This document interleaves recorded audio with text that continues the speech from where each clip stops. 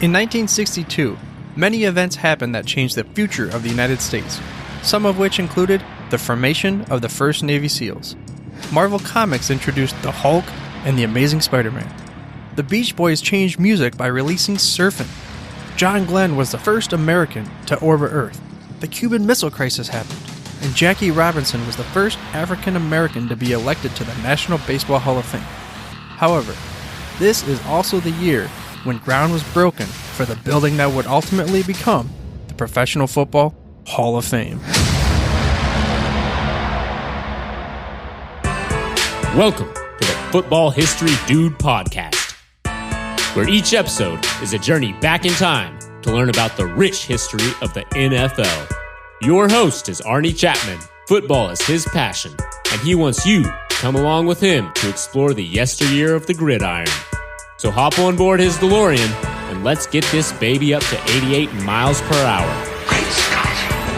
This time as we step off our DeLorean, the date is December 6, 1959, and we are in Canton, Ohio.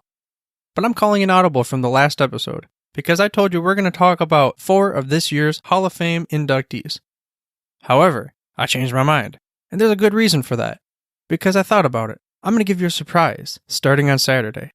But for now, we're 10 days away from the 2018 Hall of Fame enshrinement ceremony. But we didn't talk about the Hall of Fame yet.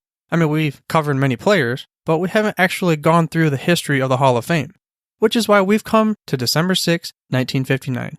This will go down as one of those very important, yet kind of forgotten dates in the history of the NFL. This was the day that got the ball rolling for what would become the Professional Football Hall of Fame. And you ask yourselves, how did this happen? You see, the local newspaper for Canton, Ohio, back in 1959, called the Canton Repository, called for city officials to try, to have a bid to get the Hall of Fame for professional football in Canton. And the headline that was in the paper went as such: Pro football needs a Hall of Fame, and logical site is here. I mean, we've talked about many of the reasons why it's logical. Ralph Hay in his auto dealership and all the founders of the NFL, created the league in Canton, Ohio. The Canton Bulldogs were basically the powerhouse team back in the 20s. And of course, Jim Thorpe. We've heard of this guy. The legend. He made his hay in the NFL originally in Canton, Ohio. So, let's go ahead and say there was a logical reason. And Canton leaders took this and they said, we're on board. A-chaka chaka choo-choo, let's get this thing a-rolling. So on January 25th of 1961, which was about 2 years after this was put in the local newspaper, William E. Olmsted of Timken Company was selected as the representative of the city to make the bid to the NFL. He must have went to Teddy Roosevelt's, school of giving a speech to persuade somebody. His famous Citizen in a Republic speech is one of the most famous in American history, where he, famously delivered a 90-minute speech soon after he was shot by an innkeeper back in 1912. And all he said was, "It takes more than that to kill a bull moose." And 3 months after William took the plans for Canton, Ohio to make that bid for having the Hall of Fame in their city, they were granted acceptance to build it by the National Football League. And it would take a citywide effort to get this thing done. The city would donate the land, and civic funding would acquire pledges totaling $378,026 by February 8th of 1962. So they had the money and they had the land. Ground would be broken on August 11th, 1962. But we're going to go ahead and cheat, and we're going to hop back on my DeLorean. We're going to zip it on into the future, about a year and a half, and the date is going to be September 7th, 1963. This is the first day that the Professional Football Hall of Fame would be open to the public. And this is the day of the inaugural Professional Football Hall of Fame class. There were 17 members of this first class, and 7 of them we have covered in the episode so far. If you haven't picked up on that theme, that's kind of where I was going with things. A lot of the players that we've covered throughout this journey of ours have been from the first class of the Professional Football Hall of Fame, because why not start there? It makes a lot of sense.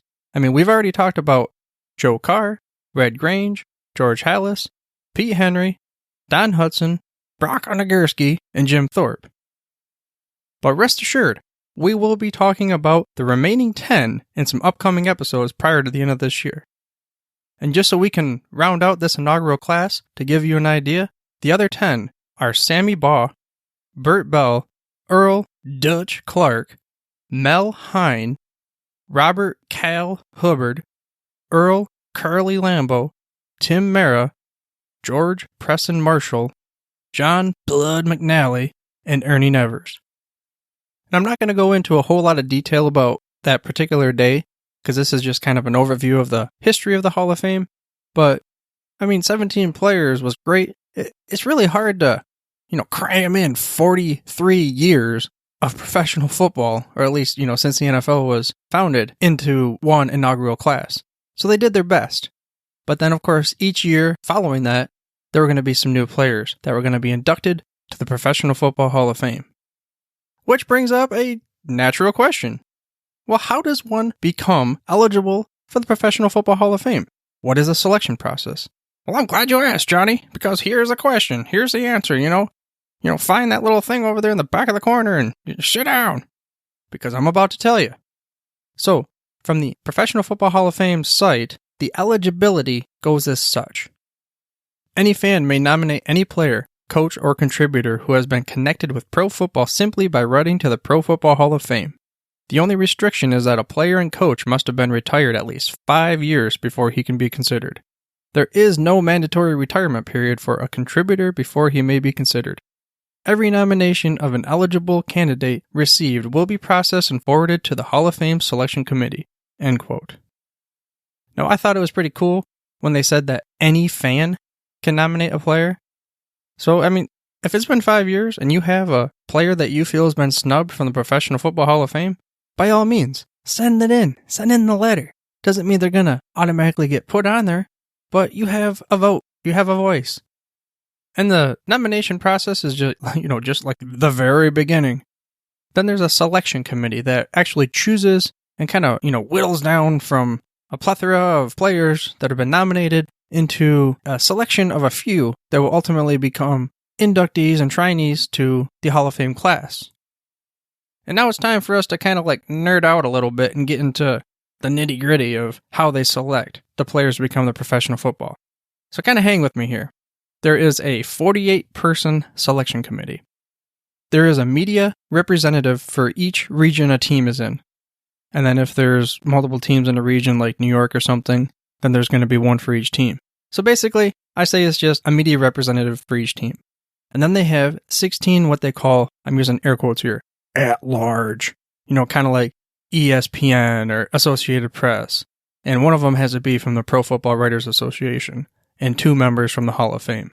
I'll leave a link in the show notes with all the respective names and such. So if you wanted to, for your favorite team, you can reach out to that individual and say, hey, thank you for taking time out of your day to, whittle through and painstakingly try to figure out who should become this year's class. It can't be an easy task, Get all these great, magnificent players that, slide through my desk and I got to try to check box off and get rid of them. It's like, I don't know, what's that show? The Survivor show, and you got 17 all-stars, and you're like, well, I'm not sure which one's going to make it on the team, but if you can't all make it, so good luck. Hope you know how to catch fish and, that kind of thing. But getting back, they're going to be, for each class, there's modern era nominations, and then senior and contributors are, kind of separate. Modern era are, like what it seems like, more recent. Senior would be 25 and over for years, and then contributors would be, not players or coaches, it'd be, a good one's Ed Sable, NFL Films, that kind of thing. So let's break down the modern era nomination kind of process first. Each year, the selection committee gets polled 3 different times before they have the final list of preliminary nominees. The initial preliminary list is going to be sent to the committee by March 1st. Now, we're going to figure out near the end here, but when I'm saying March 1st, I'm talking about, this upcoming class for 2018, the process would have started back in 2017 of March 1st, not this previous March 1st. So it gives them a lot of time to, do their grades and research and such, which is the reason why they sent it so early. Just for the sake of it, I'm going to pretend I'm a member of a selection committee right now. I've just received, by March 1st, the initial list, which comes from nominations from fans. Say last year after the selection happened and someone got more than 4 votes, they automatically go on this list, and other various reasons. So I get this list, and I'm going to go ahead and I'm going to peruse it. I'm going to do my research. I already know most of these players, if not all of them, of course, because I've been covering the game. But some of them I don't quite know as much, so I got to kind of figure it out. But I'm like, hey, dang, man, this guy right here that I have on my personal list is not there. So they allow the selection committee members to kind of, I guess you could say, nominate their own players that they feel like have not been put on the list. So then after this is done, the second preliminary list is sent to them in July and includes all the previous nominations and any new ones that have been sent in since March 1st. And they give them, a quick little couple months to check out everything. And then a third preliminary list is sent in September. And mind you, like I said, the 2018 class year in 10 days, this is September of last year. So they have, all the selection committee members are given this third preliminary list in September for the modern era, with the purpose to kind of dwindle this list down to 25 modern era candidates. So after this list of 25 is compiled, it is sent to the committee again in November to basically dwindle it down to 15 modern era candidates. And there will be 18 that are going to go into what they call Selection Saturday. The 16th, 17th, and 18th nominees come from the senior and contributor nominees. Let's peel this back a little bit. You have contributors and seniors. And the contributors are kind of like, they weren't players, they weren't coaches, they were possibly general managers, or they were other contributors to the game to advance the overall experience for the fans and just the nation. Then we have what they call the senior class. A senior is labeled as a player or coach that has been retired for over 25 years since being on an active team. Now, kind of a side note that I found in the Hall of Fame media guide that they sent out to me was they said that it used to be called, quote, old-timers, but in 1990, Bob St. Clair semi-seriously said he didn't take too kindly to being called an old-timer, so the Hall of Fame changed it to a more, what I call palatable, senior. I'm like, senior, old-timer, kind of the same thing. Like they said, he was semi-serious. I'm not going to go into the full details, but out of this you have a specific group of selectors that will be for the senior and contributors. It's not all 48 of them. They'll get 3 total. So then after this is all said and done, we have 18 total possible candidates for the upcoming Hall of Fame class. At this point, biographies are going to be sent of all 18 nominees to the selection committee. And this is prior to what they call Selection Saturday. And Selection Saturday happens in February, the day before the Super Bowl. So, like I said, it is determined that current year's class. So this year's class of 2018 occurred the day before the Philadelphia Eagles ended up upsetting the New England Patriots. One of the tidbits that I saw was that they don't have a set number of enshrinees that have to be inducted to the Hall of Fame.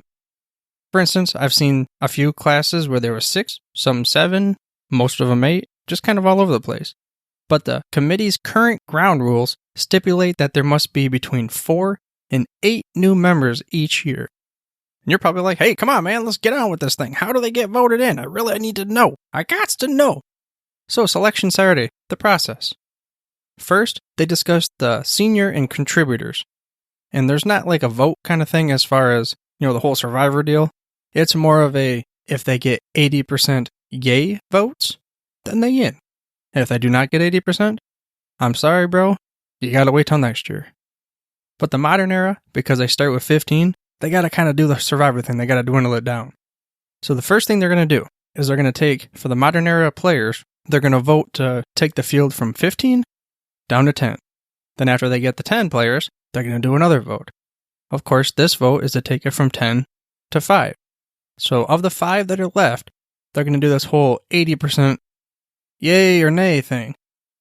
So if you break this whole math thing down, it kind of comes out to, I'm pretty sure the way it figured was all 5 of the modern era players must have gotten a yay vote. In no particular order, we have Terrell Owens, Rennie Moss, Brian Dawkins, Brian Urlacher, and not to be biased here, but we have my favorite non-Detroit Lions player of all time, Mr. Ray Lewis. plus 3 of the senior and contributors. So we're going to have 8 inductees this year, and it is going to be awesome. But one of the coolest things that I saw was they have the final group. They're all in this hotel, and they're sitting there waiting forever for the door to be knocked on by the president and CEO, David Baker. And a lot of them go to this room. They talked about Jerry Kramer going to the room for so many years, waiting for his door to be knocked on. And then he had this video where he's like, we're sitting there, and he's an older gentleman. He talks about how the door was knocking, and this, near the last minute where he figured it has to be him. They opened the door, and it was the maid. You want some towels or something like that? But if you go on YouTube, which one of the videos I'm going to provide to you again in the show notes, there's a super emotional when David Baker, our CEO of the Pro Football Hall of Fame, comes up to the door of the players that are going to be inducted. He knocks on the door, basically says, congratulations to the Hall of Fame. It is super cool. I recommend you going to check that out. And this is a perfect transition into the leaders of the Hall throughout its history.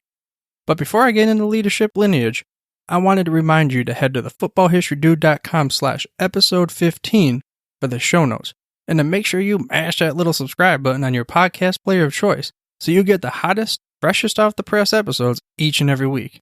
I'd also appreciate an honest review of the show. Now getting to the leadership lineage throughout the Hall of Fame's history. The Hall's first director was Dick McCann, longtime general for the Washington Redskins, and he was named director on April 4th, 1962, until he passed away in November of 1967. Then in April of 1968, Dick Gallagher took over, longtime pro football coach, scout, and general manager. But as I'm reading this, I didn't realize, I guess your name's got to be Dick to be part of the directors. So at any rate, retired December 31st of 1975.